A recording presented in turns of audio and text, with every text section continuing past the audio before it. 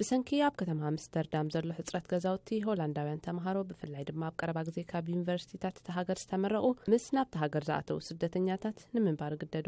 እቶም ተማሃሮን ስደተኛታትን ኣብ ዝተዳለወሎም መንበሪ ህንጻ ብሓባር ምንባር ክኽእሉ ይግደዱ።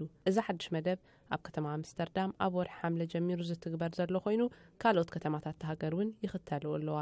ንተማሃሮን ንስደተኛታትን ዝተዳለዉ ህንጻታት 102 ክፍልታት ንተማሃሮን ሓድሽ ምሩቃትን ዝተዳለዉ ክኸውን ከሎ ዝተረፈ ክንድኡ ዝኸውን ድማ ንስደተኛታት ተዳልዩሎ። እንተኾነ እቶም ስደተኛታት መንበሪ ፍቃድ ዘለዎም ክኾኑ ኣለዎም። እዚ ናይ ምትሕንፋጽ መደብ ኣብ ብዙሓት ሃገራት ኣውሮፓ ኣካታዊ ኣርእስቲ እንተኾነ ምምሕዳር ከተማ ኣምስተርዳም ግን ዝሓሸ መፍትሒ ክኸውን ተስፋ ገብር። The life here is more of observing from a lot of people around me. So when I see them, I can learn a lot of things from them. And whenever I have problems with translation, homeworks, or anything, everyone is open to help you anytime. We got something so important. It's the friendship.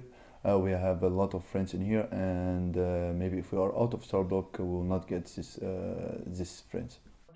ኣብዚ መደብ ዘለዎ መንእሰያት ኣብ ክልል ዕድመ 18 ክሳብ 27 ንርከቡ። ካብቶም ስደተኛታት ድማ ክልተ ሲሶ ካብ ሶርያን ኤርትራን ዝመጹ እዮም። In the beginning, I had my thoughts about it because of the culture difference, but from the beginning I was living here, it was all calm.